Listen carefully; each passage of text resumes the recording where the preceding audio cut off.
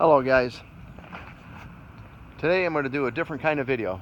I'm going to do kind of a quick how-to on how to remove the front hub slash wheel bearing assembly. This happens to be a 2010 Outback. They're all about the same. First off, if you know how to do this, you know how to jack the car, put the jack stand underneath it, block the rear wheels, put the car in neutral, make it and leave the key off, so that way you can turn the wheel back and forth real easy, because you're going to need to do that.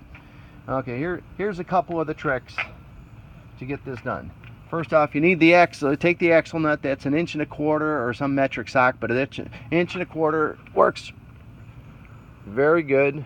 I put it on my electric impact wrench, buzzes it right off. You should not put it back on with the electric impact wrench. Some even say not to take it off, but I took it off. So anyway, you need to be able to push the axle in.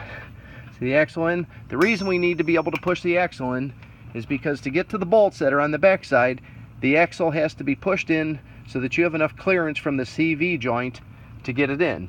This is a 14mm. It's a 6-point. This happens to be a flank drive socket, and that works good.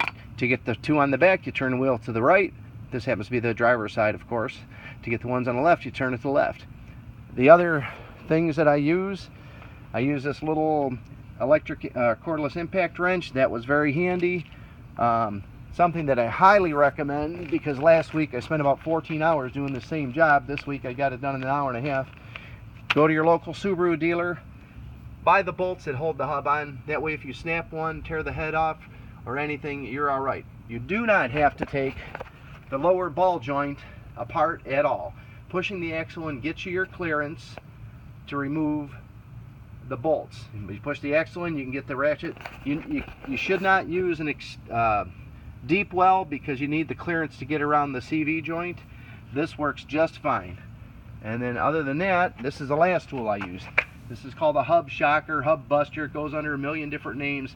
This puppy works. I'm not going to show you because I've already done it.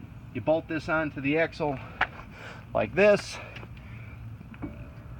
with lug nuts. Oh yeah, when you buy your bolt, you buy a new axle nut and you buy a couple extra lug nuts, because when you bolt that on, the ones that come in the kit did not fit the studs properly, so I just went and used the lug nuts, and it ruins the lug nuts. But you bolt it on, crack it with a 16-pound sledge, and it comes off. And then when you go to put everything back together, make sure before you even start, make sure the bolts go through the spindle easy, and it's just a standard job like anything else. What I did here is I'm putting a new brake caliper on, because one of the pistons on the other side was frozen, so while I was here I was just putting a brake caliper on.